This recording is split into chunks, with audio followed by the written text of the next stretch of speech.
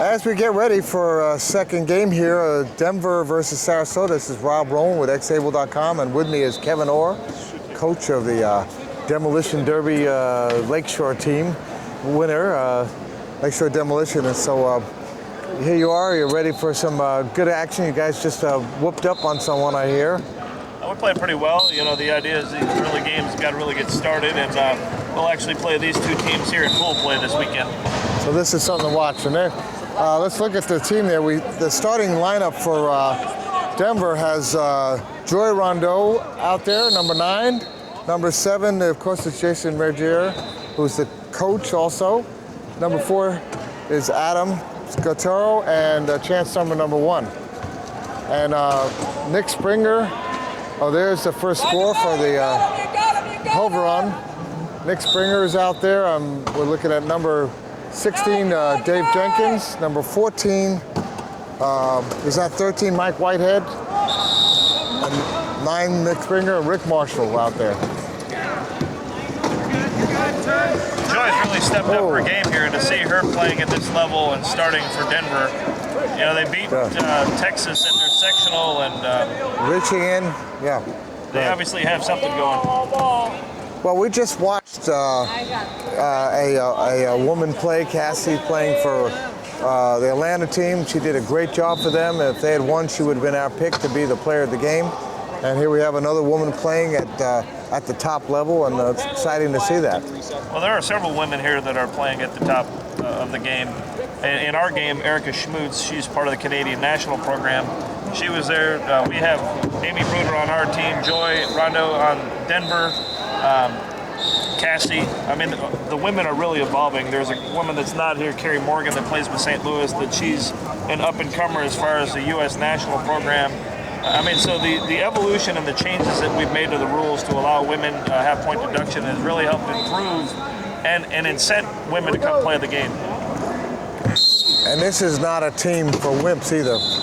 This is full contact. So yes. The idea that when they come out, they got to play the game. You know, whether you're male or female, the individual's got to go play. And I mean, all the women that you see out here playing, they want to play and they like the contact, just like the men. So all right, it's quite exciting. Yeah, someone taking his time. Yeah, it is. Because the score. Yeah, you know, some of these people are played other sports. Well, someone like Joy, who grew up with their disability, a lot of times they're not allowed the opportunities to play sports early on, and now that she's found a sport that she can fully engage in and participate, then she can grow. And she's a young woman, and she should be one of the future stars of the sport. That'll be exciting to see. There's Adam Scotero for an easy score. Adam's a neat player. He was really instrumental in their win for the national championships. Didn't they just score down the other end? Are they keeping the score down there? 2-2. Oh, no, they're not. Joy, attack the ball. Okay, we need to get someone out there to keep score. Okay, there we go. Here comes Dave Jenkins up the floor. Dave was part of the U.S. national program from 2001 all the way up to the cut in 2004. Dave is a great player. He's got great court vision, plays very well, can play the 1, the 2, or the 3 role. Very versatile player. He's an important player on this team, because if he wasn't here for knock and roll, he wasn't able to be there because of an injury, and it really hurt Sarasota. It definitely changes the dynamics of around the. You know, with Dave, he's a ball handler, he's a leader, he's very vocal when his team needs some support. It definitely makes Hoveround a much stronger program. I mean, we saw at Knock and Roll that Nick Springer scored a majority of their goals, and you'll see with Dave out there that it'll be spread around a good bit. Mike Whitehead and Dave and Nick will all score a lot. This will be a competitive game throughout. Yeah, well, Nick, as like Bob Lujano, he can get those passes. You know, you look at him, you know, quad amputee, and yet he's tough, and he pulls the ball in. Nicky's one of the most improved players in the league. There we go. He's fast. That's he's a turnover. Got some coaching. He's a remarkable player. His speed has improved dramatically in the last year. I think part of the being involved with the U.S. national team has really helped him a lot and given him more confidence, and he's still a very young man. Well, the Harlequins with a turnover and a score. Yeah. But we had a chance to ride with Nick on the way back from the Demolition Derby and talk a little bit with him, and we're impressed by his drive and all that. And he is on the U.S. team, right? And going to Beijing.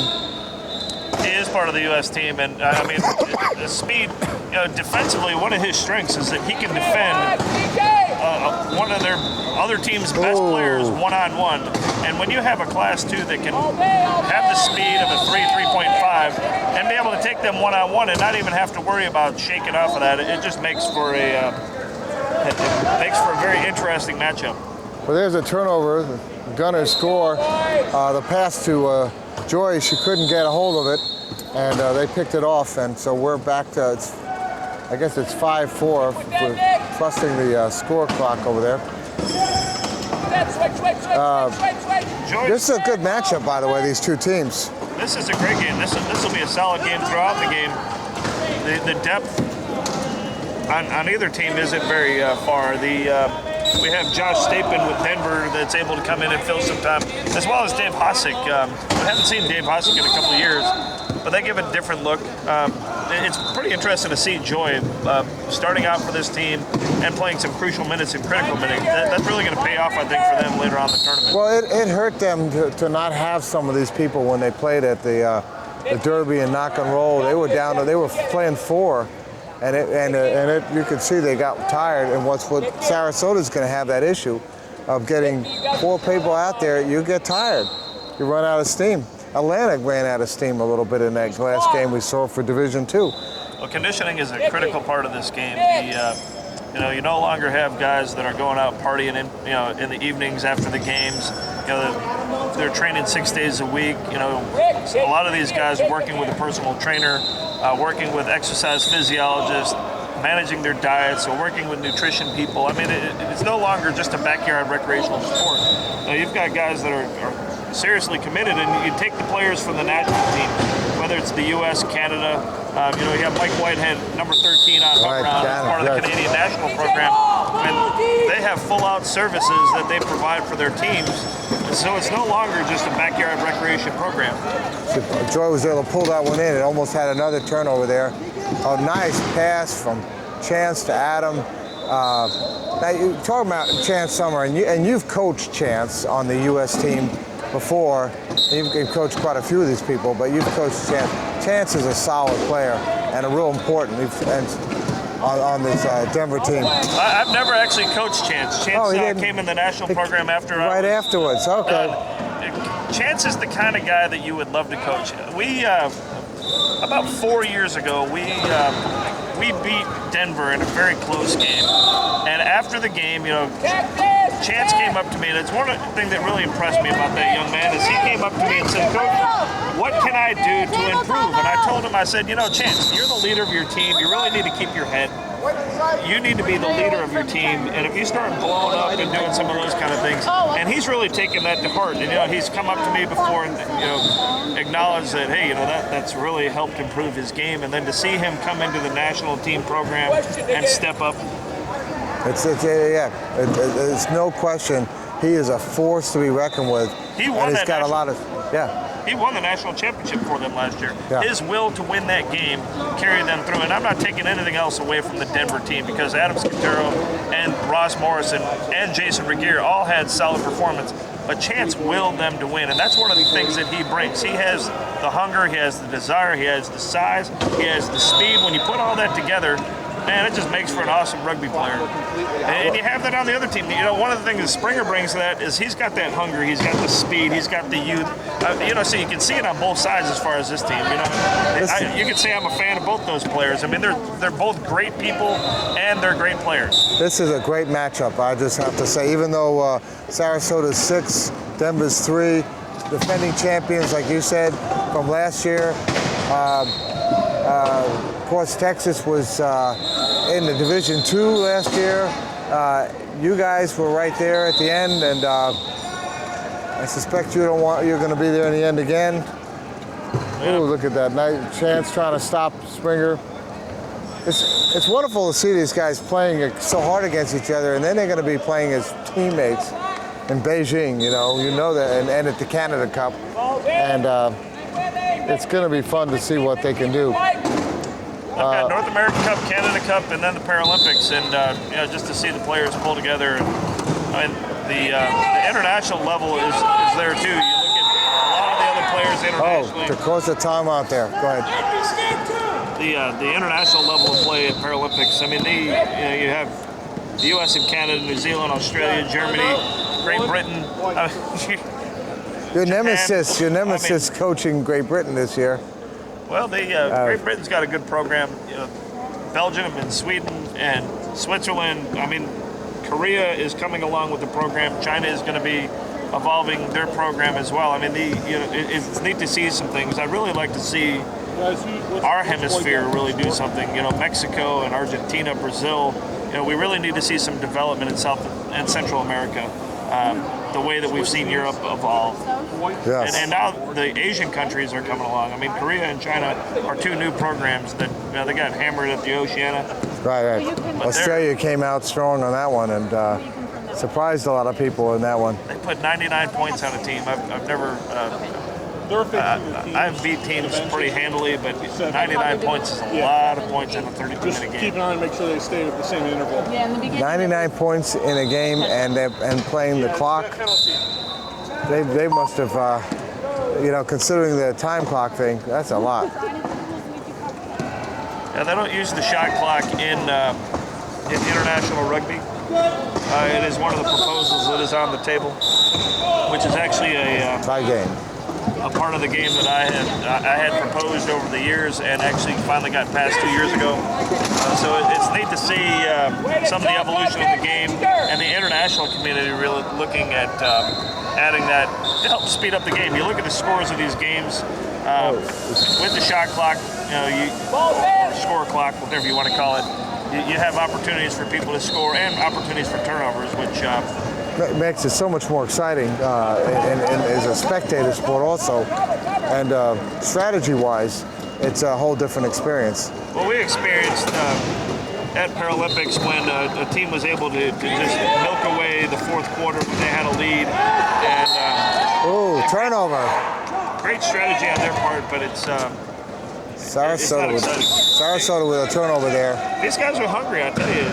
Up around, they came here to play. They know that they only have the 4 guys. They are here to win. Does it hurt to have to be coaching and being on the floor at the same time?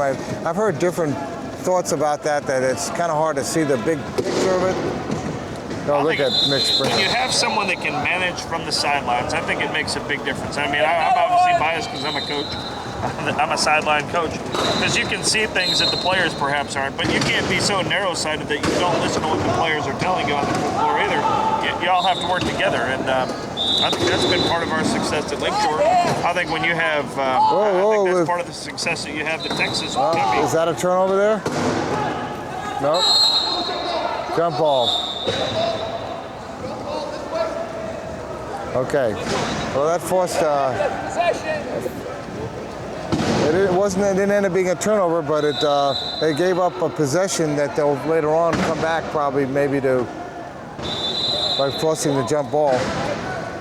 Sorry, we do two things here. We call a game and we have a great conversation, and I'm so glad to have you here. You're on xable.com, and Kevin Orr, coach, was past coach of the U.S. team as well as coach of Lakeshore, the #1 seed in this tournament, and this chance making a hole, going through Dave Jenkins and everyone else. Chance will step up his game. Right now, he's kind of on cruise control, just kind of playing through the first half, a nice pass, keeping it all settled down. But really, when he needs to step forward, I mean, he's an animal. He really, and I mean that in the best of ways. He can will his team to win. It has been neat to see him play throughout the years, and just the maturity that he's brought and the leadership he's brought to his program. I mean, Jason Regier is the coach of this team. He is the quiet leader. Chance is more the vocal guy, so when you have those guys being able to complement one another like they do, that's really what makes a great team is when you have these players that complement each other. And the hover round lightning, that's the thing that you'll see with this, or the gunners, I guess is what their name is now. They changed their names over the years, but you got guys that complement one another, and then they trust one another, and that really makes for dynamic teams. Well, you have Mike Whitehead, who is an internationally respected player, and the Canada team, as we've known, as you know, they're a tough team, and they won back a few years ago, and Mike was on that team. Well, he's a solid player. His wife was actually a trainer on the U.S. National team. She's an athletic trainer. She's got 2 beautiful kids at home that she's taking care of. I haven't seen her here, so I'm assuming she's at home. Mike's a good guy. You know, we have 47. The Canadian national team, but Is that it, of course, in time? We have 40 seconds, 36 seconds left. I believe they live in Bradenton, is where he's making his residence now, in Bradenton, Florida. 19, 18. They want to keep this close here. And we have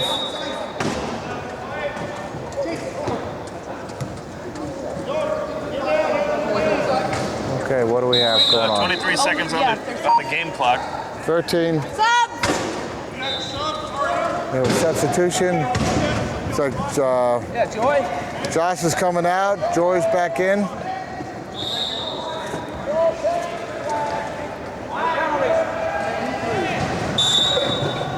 Denver wants to, not use up as much time as possible here. They have 20 seconds left. They want to score, but they want to score. Is that score right there?